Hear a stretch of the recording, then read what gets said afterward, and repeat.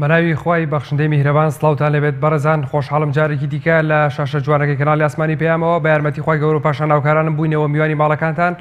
بەڕێزان تەوەری بەرنامەی ئەم جارمان تەرخان کردووە بە پرسێکەوەیش کاراکردنەوەی پەرلەمانە کە ئێستا لە نێو هاوڵاتیان و لە نێو شەقام و هەروە میدیای کوردیشدا پرسێکی گرنگە و زۆرترین جار باسی لەوە دەکرێت. ماوەی زیاتر لە ساڵێکە پەرلەمان پەکخراوە لەلایەن هێزێکی سیاسی هەرێمی کوردستانەوە. وەکو زۆربەی فراکسیۆنە کوردستانیەکان باسی لێوە دەکەن و دەڵێن لە بەرامبەر دەستبردنی بووە بۆ پرسێکی گرنگی وەکو پرسی سەرۆکایەتی هەرێم یاخود کورسی سەرۆکایەتی هەرێمی کوردستان.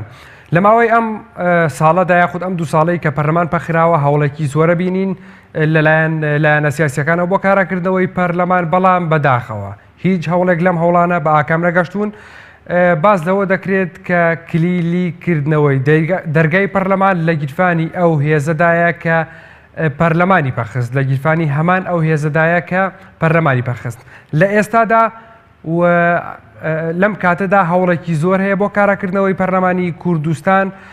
هەر ئەمە ژوای لە ئێمە کرد لەم بەرنامەیەوە بپرسین ئایا پەرلەمان بەم نزیکانە کارا دەکرێتەوە، هاوڵاتیان ئومێدیان وایە یاخود ئومێد دەکەن لەم کاتەدا پەرلەمان کارا بکرێتەوە. کاراکردنەوەی پەرلەمان لە ئێستادا هەمان هەیبەتی جارانی دەمێنێت پێشەوەی پەک بخرێت. کاراکردنەوەی پەرلەمان بۆ ڕێزگرتنە لە دەنگی هاوڵاتیان یاخود بۆ مەبەستێکی سیاسی حیزبیە. بەڕێزان ئەبینین لە میدیا کوردیەکانەوە لە ئێستادا دەبینین کە هەوڵێکی زۆر هەیە بۆ کاراکردنەوەی پەرلەمان لەلایەن ناو هێزەشەوە کە پەرلەمانی پەخست، بەڵام بە میکانیزمی جیاواز بە شێوازی جیاواز باز لە کاراکردنەوەی پەرلەمان دەکرێت. لە ناو میدیا کوردیەکاندا ئەمە بۆتە جێگەی باز لە تۆڕە کۆمەڵایەتیەکان لە نێوان هاوڵاتیاندا باز لەوە دەکرێت کە پەرلەمان کارا بکرێتەوە، بەڵام میکانیزمی جیاواز هەیە. هەریەکە لە بانیا ناوی و دوو هێزەش بێن، یەکێتی نیشتیمانی کوردستان و پارتی دیموکراتی کوردستان کە سەرۆکی پەرلەمان لە پشتی گۆڕانە، سەرۆکی پەرلەمان لە گۆڕانە پێشنیاری ئەویان خستۆتە بەردەمیان بە سێ سیناریۆ جیاواز بۆ کاراکردنەوەی پەرلەمان، بەڵام دوو سیناریۆیان زۆر باسی لەوە دەکرێت. یەکیان ئەوەیە کە دکتۆر یوسف واز لە پۆستەکەی بهێنێت کەسێکی دیکە هەر لە گۆڕان ئەو پۆستە وەربگرێتەوە. سیناریۆیەکی تریش ئەوەیە کە بزوتنەوەی گۆڕان واز لە پۆستی سەرۆکی پەرلەمان بێنێت و پۆستێکی وەزاری تر وەربگرێت. بەڵام زۆربەی ڕۆشنبیران و پەرلەمانتاران و ڕۆژنامەنووسان پێیان وایە سەرچاوی کێشەکانی هەرێمی کوردستان کە ئێستا قەیرانی دارایی و سیاسی و کۆمەڵایەتی و ئابووری و قەیرانی زۆر گەورەیە لە هەرێمی کوردستاندا، سەرچاوی ئەم کێشانە پرسی سەرۆکایەتی هەرێمی کوردستانە نەوەکو سەرۆکی پەرلەمانی کوردستان. بۆیە پێیان وایە کلیلی چارەسەری ئەم هەموو ئەم کێشانە پرسی سەرۆکایەتی هەرێمی کوردستانە نەک سەرۆکی پەرلەمان، کە بەداخەوە لەلایەن ئەو هێزەی کە ئەوێت پەرلەمان کە پەرلەمانی پەخست ئەوێت ئەوە بسەلمێنێت کە با بڵێن کێشەکان سەرچاوەکەی لە پەرلەمانی کوردستانەوەیە نەوەکو سەرۆکی هەرێمی کوردستان. با بزانین هاوڵاتیان ڕەیان چییە لەسەر ئەمە. پیان وایە کە کاراکردنەوەی پەرلەمان بۆ ڕێزگرتنە لە دەنگی ئەوان، کاراکردنەوەی پەرلەمان لە بەرامبەر داواکاری هاوڵاتیاندا بووە، لە بەرامبەر ئەم قەیرانەدا بووە بۆ چارەسەرکردنی ئەم قەیرانە. بێگومان پرسی سەرۆکایەتی هەرێمی کوردستان پاکخستنی پەرلەمانی بەدوای خۆی داهێنا. پاکخستنی پەرلەمان قەیرانی ئابووری بەدوای خۆی داهێنا، قەیرانی ئابووری قەیرانی دارایی بەدوای خۆی داهێنا، قەیرانی دارایی قەیرانی کۆمەڵایەتی بەدوای خۆی داهێنا، قەیرانی کۆمەڵایەتی قەیرانی سیاسی هەریەکە لە قەیرانی فکری هەروە قەیرانی فەرهەنگی بەدوای خۆی داهێنا. ئەمانە هەموو لە ئەنجامی پاکخستنی پەرلەمانەوە بوون. بۆیە هێزە سیاسیەکان ئێستا ئەیانەوێ پەرلەمان کارا بکەنەوە، بەڵام بە میکانیزمی جیاواز. پرسیار لێرەدا ئەوەیە لەم کاتەدا لە ئێستادا ئایا پەرلەمانی کوردستان کارا دەکرێتەوە؟ ئایا هاوڵاتیان ئومێدیان وایە یاخود پێیان وایە کە پەرلەمان کارا دەکرێتەوە؟ ئەگەر کارا دەکرێتەوە بۆ مەبەستێکی سیاسی و حیزبیە یاخود بۆ ڕێزگرتنە لە دەنگی هاوڵاتیان بۆ چارەسەرکردنی هەموو ئەم قەیرانانەیە. لێرە و لەوێ زۆر جار باس لەوە دەکرێت بۆ مەبەستی سیاسی بێت کە هیچ کێشێک لە پەرلەمانە نییە لە ئەدای پەرلەمانە نەبووە سەرۆکێکی یاسایی هەیە پەرلەمان دکتۆر یوسف سەرۆکێکی یاساییە بەڵام دەوترێت بۆ مەبەستی سیاسیە هەموو ئەم کێشانە ئایا هاوڵاتیان پێیان وایە چی بکرێت بۆ ئەوەی کە هاوڵاتیان چۆن پێیان باشە پەرلەمان کارا بکرێتەوە لە خزمەتی ئەوان دابێت بەڕێزان ئەچینە لای پەیوەندێکی تەلەفۆنی کاک عومەرمان لەگەڵە لە تەختەخەوە فەرموو کاک عومەر. باش کاکە زۆر سپاس کاک عومەر. کاک عومەر گیان فەرموو. وەڵا باسی پەرلەمان بەڵێ کاک عومەر بەڵێ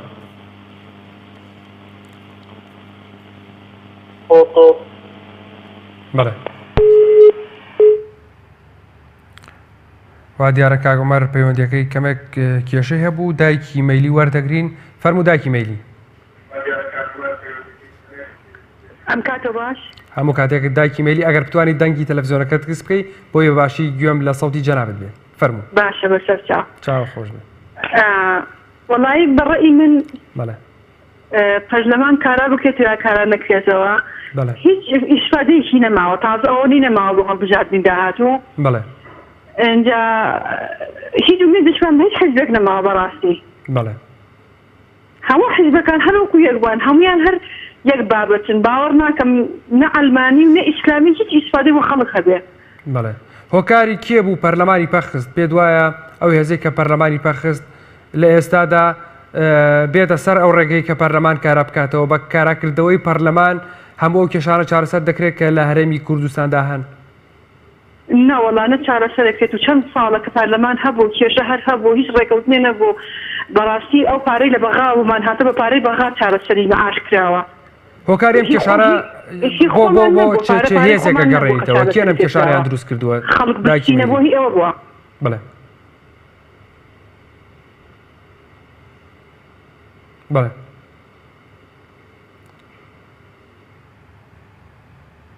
سپاس بۆ دایکی مێلی سپاس بۆ پەیوەندیەکەت ئەچینە سلێمانی حاجی حسێنمان لەگەڵا فەرموو حاجی حسێن.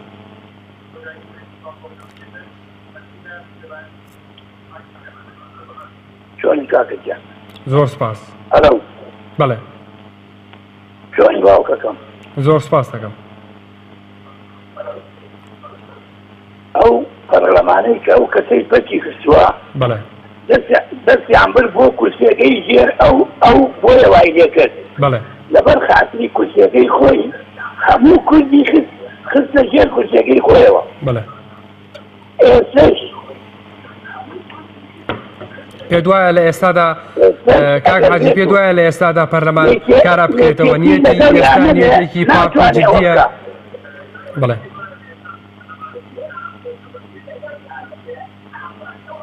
ئەو هەیبەتەی جارانی نەماوە بەڵێ ئەوەی کە جاران هەیبوو نامێنێ چووکم لەبەر ئەوە کەوتۆتە ژێر هەیمەنەوە.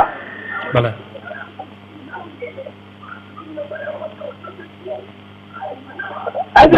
ئەگەر بێت و حیزبەکان یەکگرن هەر هەمویان ئەو ناتوانێ بە تەنیا پەرلەمان ئیلکا یەک بەیەک ئەیان کڕیا و پاری پێیە کاکەجان. بەڵێ پێت وایە نیەتی ئێستا نیەتێکی پاک و جددی بێت کاک حاجی نەخوا ئاسوسن خۆیان نەفرۆشن. بەڵێ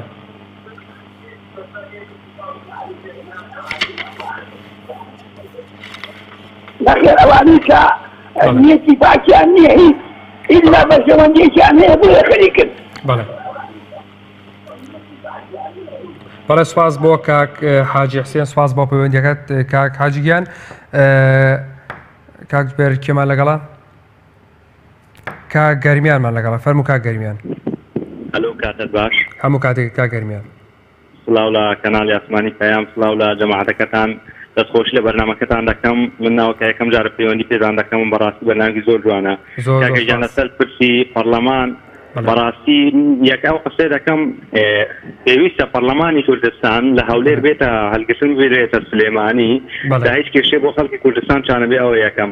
دووەم شتیش بە پەرلەمان کاکە جەم پەرلەمان هەموو شتێ بە زۆرینەیەوە یاخود ئەگەر زۆرینە لەدەست حیزب بێتن حیزبەکە خراپ بێتنەوە هەموو شتێکە من پێم باشە هەڵبژاردن بێتن یاخود بێتن ڕاپەڕینی خەڵکی کوردستان بێتن. گەرمیان بۆچی پێ دوایە پەرلەمان لە هەولێرەوە هەڵبگیرێ بێتە سلێمانی؟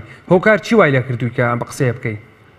هۆکاریەوە کاکەیجان زیادبوونی ئەو هێزەی پارتی لە نێو هەولێردا دەست هەموو بەسەر هەموو شتێکەوە داگرتووە هەموو شتێک لە دەستی خۆی چی بێ دەکا لە نێو هەولێر ڕێگەی لە سۆران عومەر گرت ڕێگەی لە عەلی حەمەد ساڵح گرت ڕێگەی لە کۆسف ڕەسوول عەلی گرت ڕێگەی لە دکتۆر یۆسف گرت یعنی هەیە هەرچی کەسێ بەردی نەبێ لە هەولێر هەرچی کەناڵێ بەردی نەبێ دای دەخا هەرچی ئێنێ بەدلی ئەی دەکا پەرلەمانی داخست وەزیرەکانی گۆڕانی هەناردەوە ماڵ بەڕاستی ئەوە کارێکی زۆر خراپەوە پێویستە بکرێت بێتە سلێمانی سلێمانی بتە پایتەختی هەرێمی کاگەرمیان ئومێدت وایە کە لەم کاتەدا پەرلەمان کارا بکرێتەوە پێت وایە کارا بکرێتەوە لەم کاتەدا؟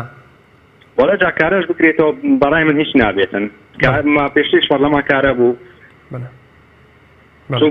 کەسی زۆر زیرەک من حەز دەکەم پەرلەمانەکە کارە بکرێتەوە کاکەیە کەسی زۆر زیرەکمان هەبوو لە نێو پەرلەمانە بۆ نمونە کاک عەلی حەمەد ساڵح کاک سۆران عومەر کاک شێرکۆ جەودەت کاک عیسمەت ئەنە یعنی ئەندا پەرلەمانی یەکجا زیرەک بوون کاری زۆر جوانیان دەکرد.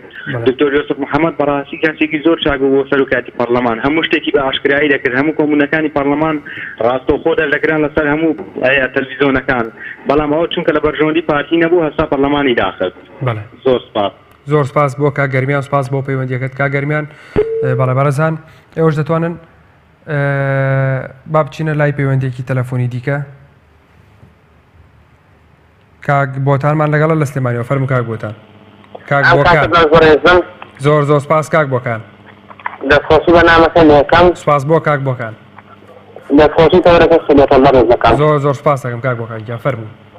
وەڵای بەڕێز دەکەم پەرلەمان کارا بکەیتەوە یاخود کارا نەکەیتەوە هیچی لە بەرژەوەندی خەڵکانی هەیە بەرژەوەندی حکوومەت خۆیەتی چەندێکە پەرلەمانی کوردستان لەو شتێکی تایسە دەکەمایە پەرلەمان کارا بێتەوە پەرلەمانی کارا بێتەوە لە بەرژەوەندی خەڵکانی لە بەرژەوەندی حکوومەت خۆیەتی لەبەرەوەی ئەگەر ئەم حیزبوولانانە لەناو خۆیانە یەکدەنگ بن هەمووان نایسانە بێتە پەرلەمان کارا بکرێتەوە بەڕێزم هیچی لە بەرژەوەندی خەڵکانی لە بەرژەوەندی حکوومەت خۆیەتی بەڕێز دەکەم. بەڵێ کاک بۆکان پێت وایە نیەتی ئێستا نیەتێکی پاک و جدی بێت بۆ کاراکردنەوەی پەرلەمان و مەبەستی حیزبی و سیاسی لە پشتەوە نەبێت؟ أنا بريء كم ما بس سياسي تشتغل أجا ما بس سياسي تشتغل بس فبرلماني كردستان هو معمول بسنة تشتغل لا بسنة تشتغل تمام بله بس خصوصا أنا مثلا كذا زۆر سپاس بۆ کاک بۆکان لە سلێمانێ و لەگەڵمانە بوو کاک بۆکان سپاس بۆ پەیوەندیەکەت. بەڵێ خۆشەویستان ئەچینە لای کۆمنتانێکە لە تۆڕی کۆمەڵایەتی فەیسبوک لە ڕێگەی پێیجی پێیام تیڤیەوە بۆمان نێردراوە. سید یاسر حەمەد دەڵێت بەڵێ پەرلەمان کارا بکرێتەوە بە هاوکاری یەکێتی و پارتی و یەکگرتوو بەڵام پەرلەمانێکی کارتۆنی کۆمەڵی ئیسلامی و گۆڕان لە دەرەوەی هاوکێشەکەن و هەردووکیشیان هەڵقوڵاوی خەڵکن. ئەمە ڕێی ئەو هاوڵاتیایە. عەزیز ئەحمەد دەڵێت کاراش بکرێتەوە هیچ سوودێکی بۆ خەڵک نییە چونکە بە ئارەزووی خۆیان یاسا دەردەکەن. ڕێباز چۆمانی دەڵێت ئەگەر کۆمەڵ و یەکگرتوو هاوکاری پارتی و یەکێتی نەکەن پەرلەمان کاران ناکرێتەوە چونکە کاراکردنەوەی پەرلەمان بەبێ گۆڕان و کۆمەڵ و یەکگرتوو پەرلەمانێکی کارتۆنی دەبێت. دایکی ئاسیا دەڵێت بەڕای من کارا بکرێتەوە یان نا وەکو ئەوەیە بۆ وەکو یەکەم جار لە سەرەتادا چی بۆ کردین ئێستاش چیمان بۆ دەکات. خالید ئەحمەد ئاوایی دەڵێت نەخێر کارا ناکرێتەوە هەتا وەکو قسەی پارتی جێبەجێ بکرێت هەموو لایەنەکان لە ژێر ڕکێفی پارتی دابن. هادی مستەفا دەڵێت کاراش بکرێتەوە هیچ سوودێکی نابێت حکومەت لە ناو دوز و گەندەڵی غەرق بووە. ئەمە ڕێی ئەو هاوڵاتیانەیە. کاک لوقمانمان لەگەڵا فەرموو کاک لوقمان. بەڕێز دەکەم بەنیسبەت پەرلەمانەوە بەڵێ بەڵێ کارا ناکرێتەوە لەبەرەوەی لە بەرژەوەندی پارتی هەتی جونگەکانە خۆشی کردووە بەڵێ کاک لوقمان لەبەرەوەی کە دکتۆر یوسف کەسێکی زیرەک و بەتوانە بوو دەستی برد بۆ کورسەکەی کاک مەسعود لەبەرەوە پەرگەستەوە هیچ بەڵزۆر بیانەیەکی تریشی نییە. بەڵێ چی بکرێت کاک لۆقمان بۆ کاراکردنەوەی پەرلەمان لە ئێستادا؟ والله بەڕێی من ئێستا پەرلەمان لەوە ناچێت کارا بکرێتەوە، بەڵام لە کاتی دەنگدانە لە بلەوەی کە خەڵکە لێ ڕاپەڕین بکەین بە دەنگدان و ئەو حیزبانەی پێ سزا بین لە هەموو شتێ باشترا. بەڵێ لەگەڵ بەڵێ سواس بۆ کاک لۆقمان، سواس بۆ پەیوەندیەکەت. مەلود محەممەد دەڵێت لەوانەیە کارا بکرێتەوە، بەڵام ئیدی ئەوە ئەو سەنگەی جارانی نابێت و لە چوارچەوەیەکدا کار دەکات بۆ بەرژەوەندی پارتی کار دەکات. ئەمە ڕێی هاوڵاتیەیە. تاکی یاسیا دەڵێت بەڕای من کارا بکرێتەوە یان کارا نەکرێتەوە وەکو یەکە، بۆ کاتێک کارا بۆچی بۆ کردین هەتا وەکو بە پەککەوتوی بۆمان بکات. هادی مستەفاش دەڵێت کاراش بکرێتەوەی سوودێکی نابێت، حکومەت لە ناو دز و گەندەڵی خەرق بووە. ئیلا ئەحمەد دەڵێت هەتا خاوەنی ئەم دەسەڵاتە بین پەرلەمانمان کارا نابێت. شاخەوانمان لەگەڵە لە قەرەداخەوە. فەرمو کاک شاخەوان.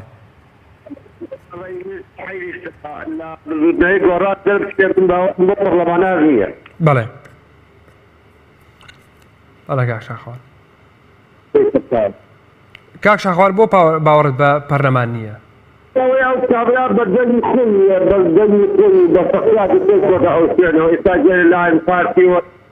بەڵێ بەڵێ کاک لۆقمان نیەتی ئێستات پێ نیەتێکی جدی و پاکە؟ بەڵێ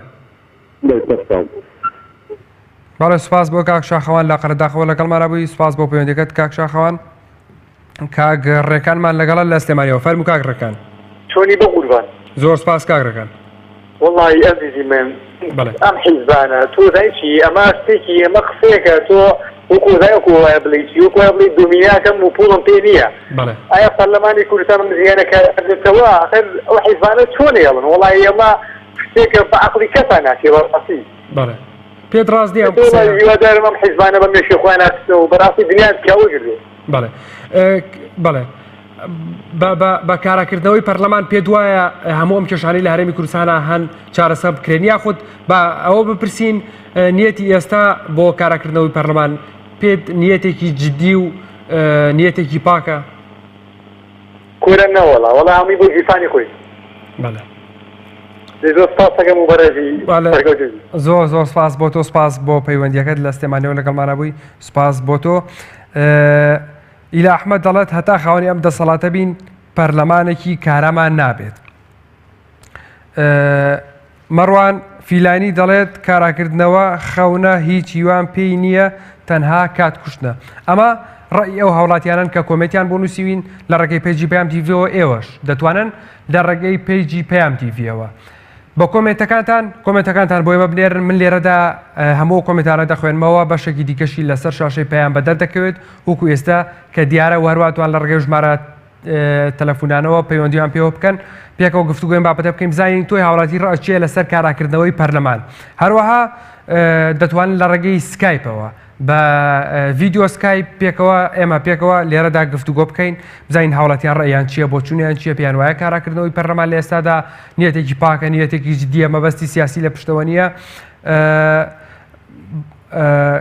کاک هێمنمان لەگەڵا لە ناحیەی سەرقەڵا. فەرموو کاک هێمن. ئەلۆ بەڕێزیان باشی؟ زۆر سپاس بۆ تۆ کاک هێمن. زەحمەت تەوەرەکەتان لەسەر کاراکردنەوەی پەرلەمانە؟ بەڵێ کاک هێمن پێت وایە کاراکردنەوەی بەم نزیکانە پەرلەمان کارا بکرێتەوە؟ وڵی بەڕێزم بە کاراکردنەوەی پەرلەمان بەدەست دوو حەزبە سەرەکیەکەیە. بەڵێ هەمەکان کابراوە دێژن پاراکرێتەوە کاراکرێتەوە ئەوە دەست خۆیان نییە.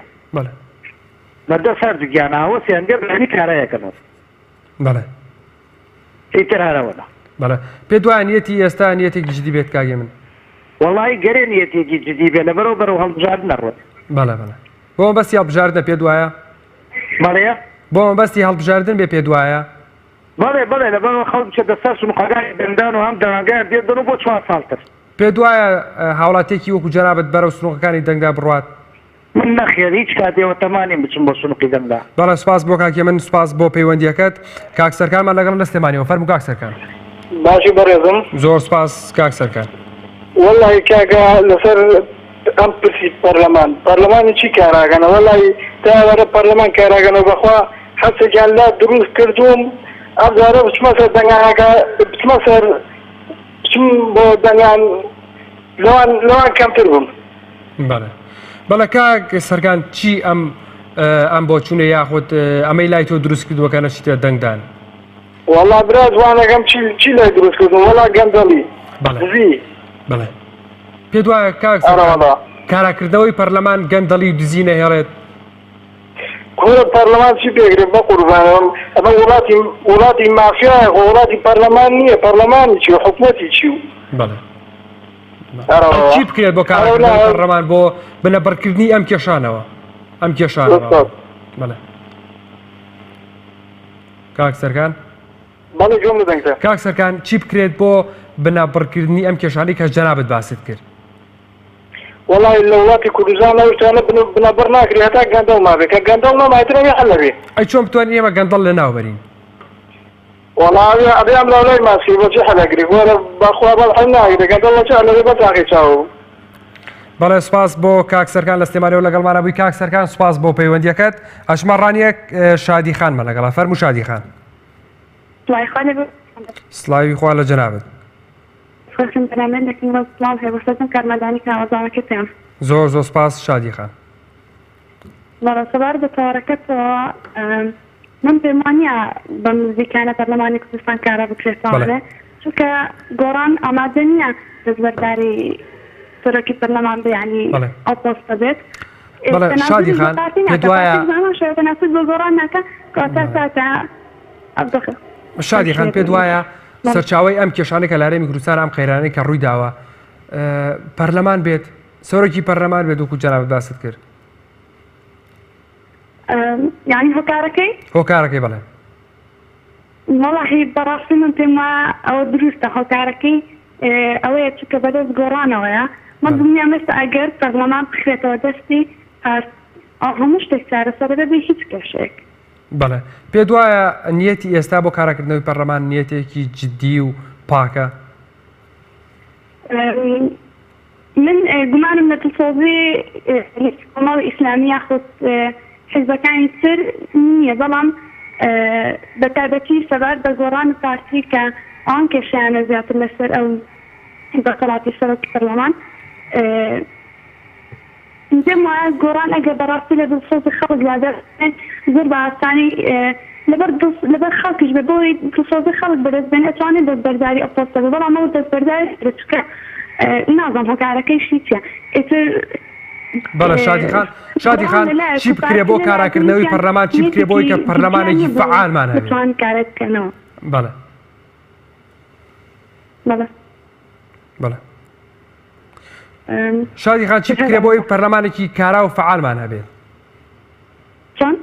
چی بکرێ بۆی کە پەرلەمانێکی کارا و فعالمان هەبێت؟ ڕاستەکەی ئەو داوای کە ئێستا پارتیشێکە و دروست نییە و ئەوەی کە گۆڕانی دەستبەرداری نابێت هەر دروست نییە بەڵام بە هەڵبژاردننی داهاتوو هیوادارم خەڵکەکە بە جۆرێکی وازای بدەن کە بتوان ئیتر کێشەی لێ نەکرێت یعنی بزان چ کەسێک هەڵەبژێرن بیکەنە پەرلەمان یاخود بۆ پەرلەمانتارەکانی تر بزان چ جۆرە دەنگ بە چ کەسێک ئەدەن. بەڵێ شادی خان سپاس بۆ پەیوەندیەکەت سپاس بۆ تۆ شادی خان کە لە ڕانیەوە لەگەڵمانە بووی لە سلێمانیەوە خاتوو سەرگوڵمان لەگەڵا فەرموو. مرحبا خاتوو سەرگوڵ فەرموو.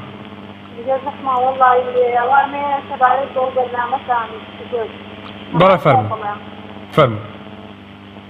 والله برلمان جيت برلمان أنا دستي تحتيا. بلى. أنا بجد أولين كوردستان يعني براسي فوقتي هم يجنيه أجل يجراه براسي تحتيا شواني أعتقد من كذا تحتيا كذا تحتيا. بلى. سەرگوڵ خان پێت وایە نیەتی ئێستا بۆ کاراکردنەوەی پەرلەمان نیەتێکی جددیە؟ والله هم وزعوا باورهم يبرلمان كالاكية وحتى تأتي أوادي هم وزعوا كذا أوادي كذا يكتبوا الجنبات فوق الصيف يعني كوران في لدى ساجنا. بلى. كذا سكت كيوسي تركي باسية لا يكتبوا ختاي خالص خويتي براسي هم يقبول يكن أجر هم يجندن باشە سەرگوڵخان چۆن بتوانانی ئەم یەک دەنگیە دروستکەین و پەرلەمانێکی کارا و فعالمان هەبێت؟ والله خەڵکەکە هەموو کێشەکە خۆ پەرلەمانی ێسەکانە جەندەڵیەکە چەنە لە حکومەتایە چەنە لە پەرلەمانایە بەڕاستی جەندەڵیەکە ئەمن لە حکومەتایە حتا یەکێک یانی شتەیەکە جوان شتەی بەنوعیکی ئەدا بەڵێ ئێستا کێشەکە خەڵکەکە وایە خەڵکەکە خۆی هەر حکومەت جەندەڵ نییە خەڵکەکە بەشێکی لەگەڵ یا جەندەڵە ئێستاکانە هەیە ئەڵێ گۆڕان بەس گۆڕان یعنی هیچی بەدەست سەرگوڵخان پێت وایە هاوڵاتی چی لەسەرە بۆەوەی بیکات لەم دۆخەی ئێستادا و لەم کاتەدا بۆ کارەکردنەوەی پەرلەمان؟ والله ئینشاءالله داوا لە خۆی گەورە ئاکەم ئەو مەوزعەیە چارەسەر بکەم داوا لە حکومەتی هەرێمەکەین داوا لە بەرپرسەکانەکەین یعنی بەڕاستی ئێمە کوردین کارێکی وا نتین چینە بەردەستی بێگانە کارێکی وا بکەن خۆیان لەناو خۆیانە یعنی تەواصیلی خۆیان بکەن با خۆیان یەک گفتوگۆ ئێمە بەڕاستی کوردین یعنی بێ یەک گفتوگۆمانە بێت تەک هەشتگۆ و گفتوگۆیەکی هەبێت ئەگەر هەست کەسە و گفتوگۆیەکی هەبێ باوەڕم نییە حەز پەرلەمان کاراکرێتەوە. بەڵێ سوپاس بۆ سەرگوڵخان لە سلێمانیەوە لەگەڵمانە بووی. سەرگوڵخان سوپاس بۆ پەیوەندیەکەت. بەڵێ بەڕێزان بورن ئەچینە لای پەیوەندێکی تەلەفۆنی دیکە لە کەرکووکەوە دایکی ئەحمەدمان لەگەڵا فەرموو دایکی ئەحمەد. بەڵێم کاتە باش بە قوربان. باشتر بۆ جەنابەت دایکی ئەحمەد. خۆش بێ سپاس دەکەم. فەرموو دایکی ئەحمەد. بەڵێ بەڵێ دەربارەی چێوە بوو تەوارەکە دەست؟ دایکی ئەحمەد پێت وایە پەرلەمان بەم نزیکانە کارا بکرێتەوە پەرلەمانی کوردستان؟ وەڵا کاکە گیان هیوادارم کەس نەچێ بۆ دەنگدان ئەمە حاڵ نێ خەڵک تێتی. بەڵێ پێت وایە دایکی ئەحمەد پێت وایە بەڵێ دایکی ئەحمەد پێت وایە لە ئێستادا پەرلەمان کارا بکرێتەوە؟ ئیسر بەنانە سەر بەربام بکەمەوە ئێوارە ئەمە هیچ حاڵ نییە.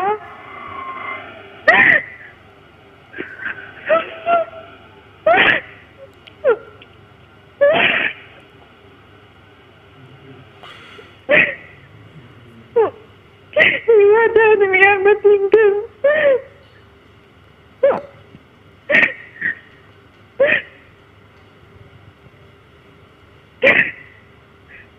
بەڵێ سوپاس بۆ دایکی ئەحمەد لە کەرکووکەوە. هیوادارم یارمەتیمان بدەن پەرلەمانتارەکان هیوادارم یارمەتیم بدەن ئەوانەی کەرکووک ئەوانەی لای ئێوە هیوادارم یارمەتیمان دەن گەلێ نەبوومین گەلێ دەستکوتین.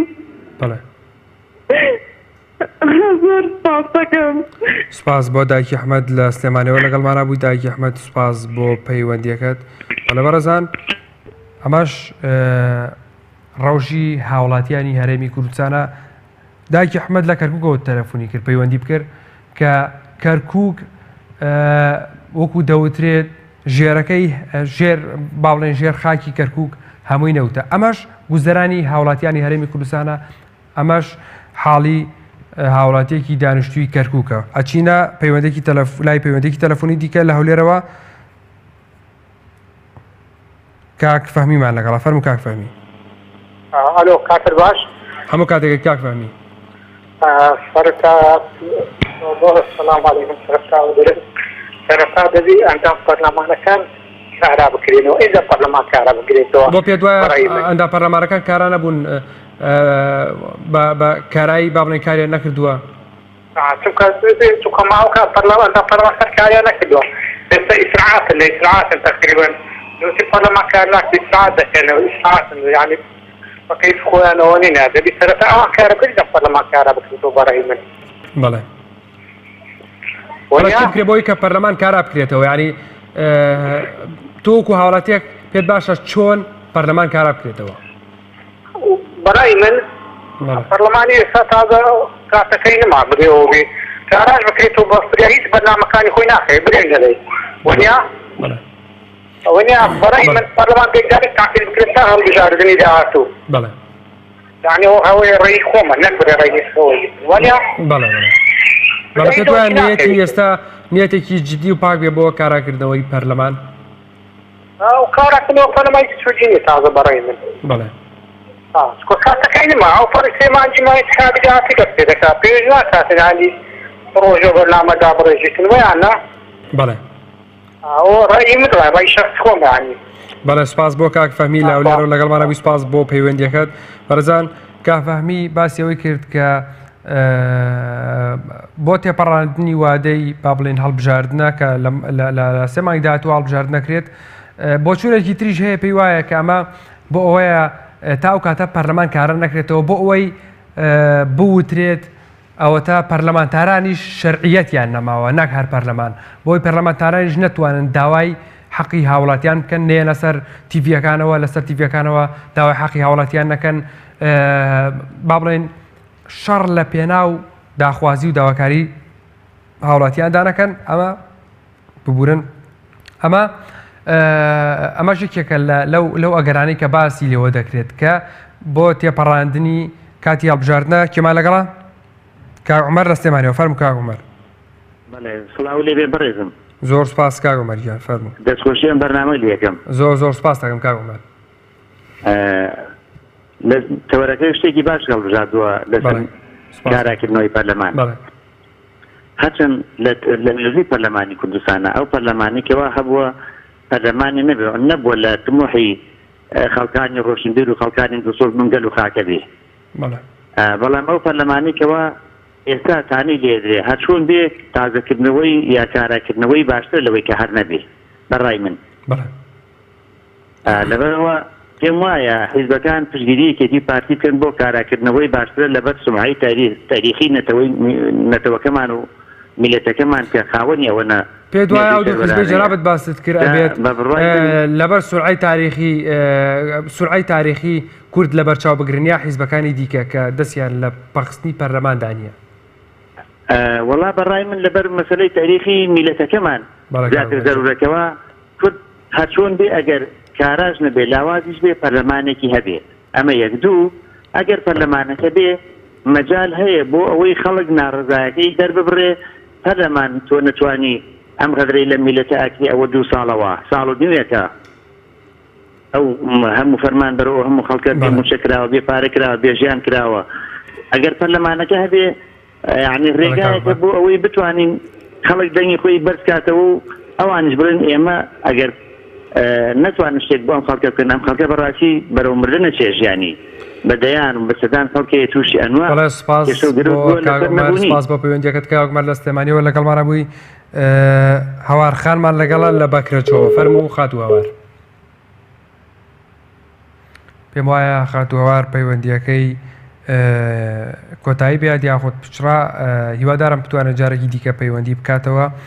بەڕێزان حچمەلای ئەو کۆمنتانێکە لە تۆڕی کۆمەڵایەتی فەیسبووکەوە بۆمان نێردراوە لە پەیجی پەیام تیڤیەوە کە پێش دەستپێکی بەرنامەکە بە چەند کاتژمێرێک تەوەری بەرنامە لە تۆڕی کۆمەڵایەتی فەیسبووک دیاری دەکرێت. ئێوەش دەتوانن لە ڕێگەی کۆمنتەکانتانەوە سەرنجی خۆتان بڵێن تێبینیەکانی خۆتان بۆ ئێمە بنێرن ئەچینە لای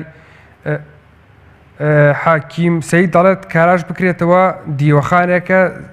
دیوەخانێکە و هیچی تر. کێمان لەگەڵا بەڵێ کێمان لەگەڵا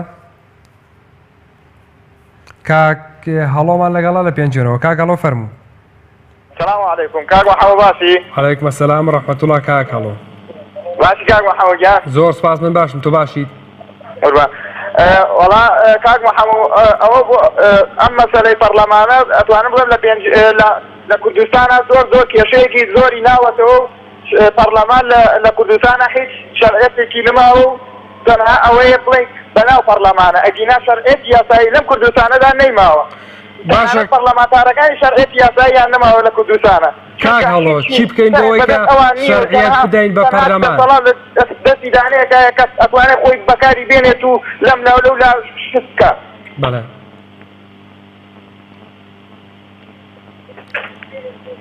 کاک هەورامان. کاک محەموود گیان. وەڵا ئیتر پێ دوایە چی بکرێت بۆی کە پەرلەمانێکی کارامان هەبێت و هایبەتی بۆ بگەڕێتەوە؟ وەڵا کاک محەموود من پێشنیارم تەنها ئەوەیە کە ئەم پەرلەمانە هایبەتێکی هایبەتێکی هەبێت ئەبێت حکوومەتی هەرێمی کوردستان سەرۆکی حکوومەتی هەرێمی کوردستان کە بتوانێت. سپاس بۆ کاگەڕەمان سپاس بۆ پەیوەندیەکەت کاگەڕەمان کە لە پێنجۆنەوە لەگەڵمانە بووی. زۆر سپاس کاک هەورەمان منزەر هەورامی دەڵێت نەخێر کاران ناکرێتەوە هەتاوەکو قسەکانی پارتی جێبەجێ بکرێن و هەموو لایەنەکان لەژێر ڕێکێفی پارتی دابن. کاک سەلامە لەگەڵ سلێمانیەوە فەرموو کاک سەلام. السلام عليكم. عليكم السلام ورحمة الله كاك سلام جيان. زور سپاس كاك سلام. برلمانەوە برلمان کارا ناکرێتەوە. بۆ پێت وایە پەرلەمان کارا ناکرێتەوە کاک سلام؟ ئەمە پەرلەمان با پێوڵم ئەو پەرلەمان کارانەی کە ئێستا ئەو سەودە و پەرلەمانی لەناو پەرلەمانی کوردستان هەیە هەمووی ئەندامی حیزبەکانن. یەکێک لە ڕۆشنبیرێک دکتۆرێک مامۆستایەک ڕۆشنبیرێک شاعیرێک لەفتەوەیەکی تیان نییە. هەمووی کادێری هەر حیزبە و بەشی خۆی کادێرەکەی ناو لەوێ لە سیاسەتی حیزبەکەی ناتوانێت لایە ناتوانێت دیفاع لە حیزبەکەی بکات. با پێ بڵێم ئەمانە جەماعەتێکن سەروەتی سامانی ئەم میلەتە ئەخۆن. جەماعەت پەرلەمان لە 4 فراکسیۆن چون بۆ ئەوروپا ئەو پارەی لێتر زیان کردەوە با باتنایە بیانایە بە فەقیر وەژار بە کەسوکاری شەهیدا. تێگەی پەرلەمان هەمووی حیزبیە. ئەم پەرلەمانە ئیسفادەی نییە بۆ ئەمیان چیان کردووە بۆ ئەمیلەتە. یەکەم قەرار لە پەرلەمان دەریان کرد دەم هینی هەشتەیە جارێک حەباسی بوجەی خۆیان و خانەنشینی خۆیانیان دەکرد یاسایەکیان بۆەوە دەکرد. لەبەرەوە پەرلەمانی کوردستان هیچ کەسێکی قەی پێ نییە. من داوا لە هەموو میلەتی کورد دەکەم لە کاتی دەنگانی ئەم کەرەتەی پەرلەمانە عقوبەی هەر کەس حیزبەکە بەر. بەڵێ سپاس بۆ کاک سەلام سپاس بۆ پەیوەندیەکەت. ئەچین هەر لە سلێمانی دەمێنینەوە و کە کاروانمان لەگەڵا فەرموو کاک کاروان. زۆر سپاس کاک سەپارە بە تەوەرەکەت بەڕێزم ئەو پەیوەندەی پێشووی من شتێکی وروژان من گوێنە دەنگی خۆمە بێتە نازانم وازە حتا نوێنمە. بەڵێ کاک کاروان زۆر وازە بەڵێ. خۆی پەرلەمان تەمسیلی لایەنە سیاسیەکان دەکات لەم هەرەی ئێمەدا. بەڵام ئەگەر بەراوردی بکەین لەگەڵ وڵاتانی ترا وڵاتانی تریش هەر پەرلەمان تەمسیلە لە تمثيل حزبەکان بەڵام بە شێوەیەکی ئەکتیڤ لە خزمەتی هاوڵاتیانە نەک بەم شێوەی لە پەرلەمانی خۆمانان دەکرێت لایەنێکی سیاسی ئاوردی هەستا پەرلەمان فەرق بخات لایەنێکی سیاسی هەستا ئاژایەک لە پەرلەمانە بنێتەوە لایەنێکی سیاسی هەستا دەست ئەمانە ئەکرێ یعنی لە بەرژەوەندی خەڵکا بێ بەڵام نەک لە بەرژەوەندی خودی حیزبەکان ئەوە ئەم حیزبە بەڕێزانەی ئێمە لە بەرژەوەندی خودی حیزبەکانە مێز دەکتون پەرلەمان فەرق دەخەن هاوار و شۆرەبۆکردن لەگەڵ یەکتریان ئەمە بەرژەوەندی حیزبێ لە ئاینی میلەتەکان نیە. چه حیزبێک هاتە سەر جادە لەم پێنج حیزبێدانی سیاسەی کە بەشدار لە حکومەتی هەرێمە هاتە سەر جادە بڵێن کاکە نەوت نییە ڕاستە جەنابێ هەفتانە بەرنامەیەکی داناوە ئەمە دەنگی من ئەگەر هەر چۆنێک بێ باشترێک لە لایەنەکانی دیکە بەڵام ئایا هیچ حیزبێکی تری هیچ کارێکی سیاسی بەرپرسانی سیاسی حیزبێک هات لەسەر جادە حەد لە ڕاگەاندنەکانەوە شەو لەگەڵ سەری ڕەشنوبیانی دێنە لە شەقانی سلەیمانی ئەمە ناکرێ ئەمە نەگونجانەکە بەرامبەر بۆ میلەتی دەکەن بۆ سپاس بۆ کاکەروان سپاس بۆ تۆش کاکەروانگیان لە سلێمانیەوە لەگەڵمانە بووی ئەشمە شێخان و کاک عەلی وەردەگرین. کاک عەلی فەرموو. السلام عليكم. عليكم السلام ورحمة الله كاك عەلی. بەڕای من کارا ناکرێتەوە پەرلەمان. بەڵێ. بەڵام باشتر وایە هەڵبژاردنێکی پاک بکرێتەوە و خەڵک هەمی ڕوو لە سندوقی دەنگدان بکەنەوە و ئەی جارە ئەو لایەنانە سزا بدەن کە کوردستانیان بەم ئاقارە بەم ڕەوشە گەیاندووە. بەڵێ. بەڕاستی ئەوانە زۆر هەلەن کە دەرێن ئەم جارە ڕوو لە هەڵبژاردن ناکەین. ئایا مانای وایە بەدەستی خۆمان درێژە بە گەندەلی دەدەین. بەڵێ. مانای وایە ڕازین بەی حالی ئێستا تاکە چن بەدەستی خەڵکەوە ماگە بەڕاستی هەڵبژاردنە نابی بێزاربی لە هەڵبژاردن. پێویستە لەسەر خەڵک دەنگ بە کەسانی ئەمین و دەستپاک و دیندار بدە.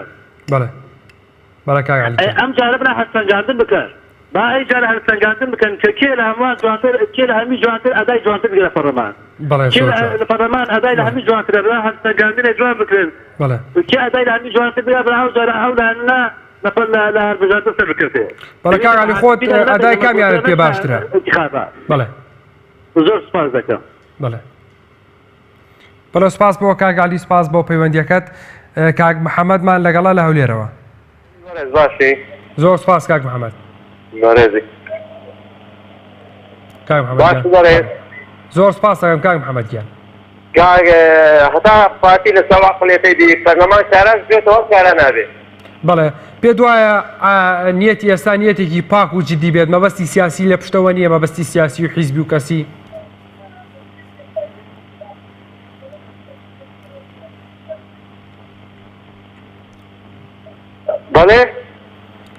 کاک محەممەد ئەگەر بتوانین دەنگی تەلەڤیزۆنەکە کەسکەی لە موبایلەکەەوە لە من بگرە ئەگەر پێت وایە ئێستا ئەو نیەتی ئێستا نیەتێکی پاک و جدی بێت بۆ کاراکردنەوەی پەرلەمان مەبەستی سیاسی و حیزبی و کەسی لە پشتەوە نەبێت حتا پارتی عقلێتی خۆی نەگۆڕێ کاراژ بکرێتەوە کارا نابێت بەڵێ کاراژ بکرێتەوە کارا نابێ ڕۆژێکی هەت ئەبێت بیکان ڕێگری بکاتەوە بەڵێ کاک محەممەد پێت وایە پەرلەمان مڵکی کێیە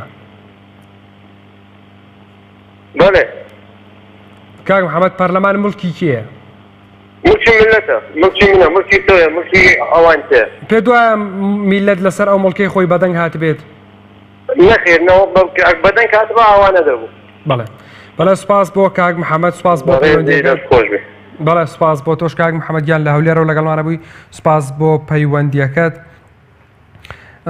ئیحسان هەڵەبجەی دەڵێت ئەگەر کاراژ بکرێتەوە هیچ خۆشیێکی تیا نابینم بورن مەزەر هەورامی دەڵێت نەخێر کارا ناکرێتەوە هەتاوەکو قسەکانی پارتی جێبەجێ بکرێن و هەموو لایەنەکان لە ژێر ڕکێفی پارتیدا بن کارا ناکرێتەوە محەممەد شێخانی دەڵێت بەڵێ کارە دەکرێتەوە بەڵام بەبێ دکتۆر یوسف محەممەد حەیدەر ئەنوەر دەڵێت بێگومان ئەگەر گۆڕان و کۆمەڵ ببنە بێنەوە هۆش خۆیان فاخیر حەمەسعید دەڵێت پەرلەمان حەقی کارە حەقێکە و دەبێت ئەو دەڵێت کارا ناکرێتەوە پێم وایە بێت کەمێک بەڵێ دەڵێت پەرلەمان کارا ناکرێتەوە کێمان لەگەڵا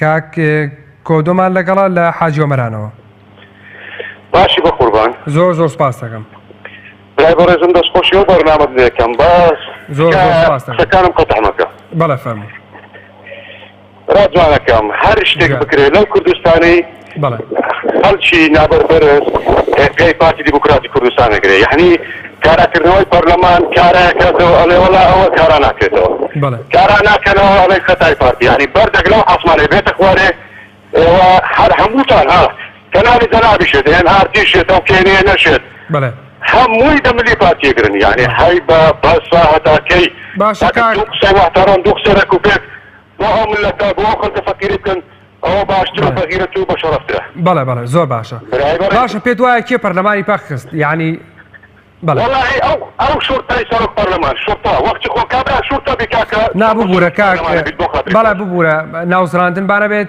پێت وایە کێ پەرلەمانی پاخست کێ پەرلەمانی پاخست کابرا دیشەی شورتا بی چۆن دەبی بۆ سەرۆکی پەرلەمان بی لۆ خاتری ئەو خودایە گەورەی شتیوە هەبووە لە قانونی دنیایە بەڵێ هۆکاریم قەیرانانە کێن ئیستا سەرۆکی هەرێمی کوردستان کە بەڕێز مەسعود بارزانی تەمسیلی سەرۆکی هەرێمی کوردستان دەکات لە ئێستادا هەموو ئەم قەیرانانە بە هەر شێوازێک بێت دەکەوێنە ملی ئەو یعنی ئەو سەرۆکی هەرێمی کوردستانە ئەو بەرپرسیارە من بڵێم تۆ بڵێ کەسێکی تر بڵێت ئەمە ڕواقعە و ڕاستیە یعنی هۆکاری ئەم هەموو کێشانە کەوێتە ملی ئەو یعنی ئەمە قسەیەک نییە کە من بیکەم ئەو بیکە ئەو بیکات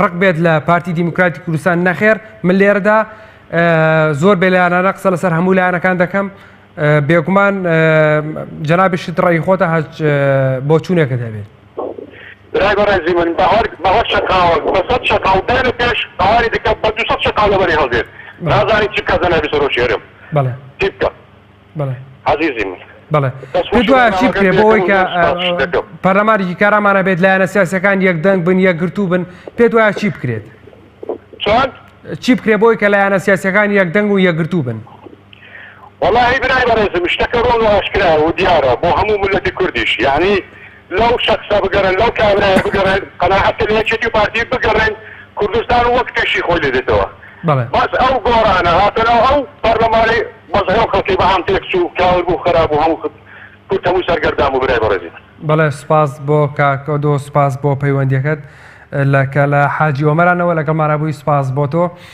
بەڵێ بەڕێزان هەندێک کۆمنتان بۆ دەخێنینەوە حەیدەر ئەنوەر دەڵێت بێگومان ئەگەر گۆڕان و کۆمەڵ بێنەوە هۆش خۆیان فاخیر حەمەسعید دەڵێت پەرلەمان حەقیقی کارا ناکرێتەوە پەرلەمان کارتۆنیە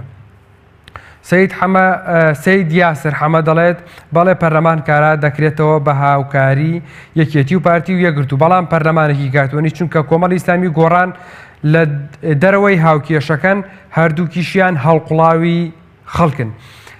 ڕێباز چۆمانی دەڵێت ئەگەر کۆمەڵ و یەکگرتو و هاوکاری پارتی و یەکێتی نەکەن پەرلەمان کارا ناکرێتەوە چونکە کاراکردنەوەی پەرلەمان بەبێ گۆڕان و کۆمەڵ و یەکگرتو پەرلەمانێکی کارتوەنی دەبێت. وەکو وتمان دوو حیزبی کوردیان دوو هێزی کوردی زۆر ڕوون و ئاشکراکە هیچی پارتین دەیانەوێت پەرلەمان کارا بکرێتەوە و هەموو هێزەکانی تر هەموو لایەنە سیاسەکانی تر ئەیانوێت پەرلەمان کارا بکرێتەوە بەڵام سەرنجیان لەسەرە بۆی کە ئەیانوێت کاراکردنەوەی پەرلەمان تەنها بۆ وەکو ئەوان دەڵێن بانەڵێن تەنها بۆ دەرکردنی یاسا بێت بۆ با بڵێن بۆ سەربەخۆی هەرێمی کوردستان لە پێناو ئەمەدا کارا بکرێتەوە. ڕاستە سەربەخۆی هەرێمی کوردستان مافێکی یاسایی هەموو میلەتێکە بەبێ جیاوازی هیچ ڕێگریکنی هەموو لانەکان لەگەڵەوەدان ئەیانەوێت کارا بکرێتەوە بۆ ریفراندۆم نەک بۆ سەربەخۆیش چکە زۆر جارە وترێت کە ئەنجامدانی ریفراندۆم معنایەوە نیە کە سەربەخۆی یەکسەر ڕادەگەێنێت ئەی ئەگەر وابێت تۆ ریفراندۆم بۆچی دەکەیت ئەمەش پرسێکی دیکەیە ناچینە ناو بابەتەوە. بەڕێزان ئێوەش دەتوان لە تۆڕی کۆمەڵایەتی فەیسبوک لە پێیجی پێیان تیڤۆ سەرنج و بۆچوون و تێبینەکانتان بۆ ئێمە بنێرن هەروە دەتوان لە ڕێگەی ژمارە تەلەفۆنەکانمانەوە پەیوەندیان پێوە بکەن و هەروە دەتوان لە ڕێگەی سکایپەوە بە ڤیدیۆ سکایپ پێکەوە گفتوگۆ بکەین. کاک شوانمان لەگەڵە لە سلێمانیەوە فەرموو کاک شوان. زۆر سپاس هەموو کاتێک کاک شوان. دوای ڕووی پەرلەمان کاراکرێتەوە بڵێ کاراکرێتەوە ئەگەر کۆمەڵ و گۆڕان دێڵن بەڵێ ئەگەر کۆمەڵ و گۆڕان دێڵن بڵێ بەڵێ کاک شوان بۆچی پێ دوایە کە کۆمەڵ و گۆڕان نایڵن پەرلەمان کارا ئەمە جامێکەدا بەوان پەرلەمان کارا ئەوی کۆمەڵ و گۆڕان چۆن دەورێکیان هەبوو. بەڵێ بەڵێ بەڵێ کاک شوان فەرموو بەردەوامە بەردەوام. بەڵێ سپاس بۆ کاک شوان سپاس بۆ پەیوەندیەکەت کاک شوان دڵنیا بە پەیوەندیەکەت لای خۆتەوە بچرا. کاک شوان پێوا بوو کە ئەگەر کۆمەڵ و گۆڕان بهێڵن پەرلەمان کارا دەکرێتەوە ئەو پێی وایە کە کۆمەڵ و گۆڕان ناهێڵن پەرلەمان کارا بکرێتەوە. بۆ چوونەکان لە نێو هاوڵاتیاندا لە ڕێگەی پەیوەندیکردنەوەیان لە ڕێگەی کۆمنتەوە بۆ چوونەکان زۆر جیاوازن کە هەنێکی پێی وایە کە خەتاکەی زۆربەی زۆریانەکەنە ملی یەکێتی و پارتی و هەروەها دواتر گۆڕان دواتر کۆمەڵی ئیسلامی. بەڵێ بەڕێزان بەم شێوەش هاتینە کۆتایی ئەڵقەی ئەم جارەمان تا ئەڵقەیەکی تر و بەیەک گەشتنەوەی تر ڕێزی محەممەد کەمان و تای هاوکارانە بقۆڵ فەرموو تا بەرهەمەیەک تر و بەیەک گەشتنەوەی تر بەخوای گەورەتان ئەسپێرم شاد و سەفراز بن خواتان لەگەڵ.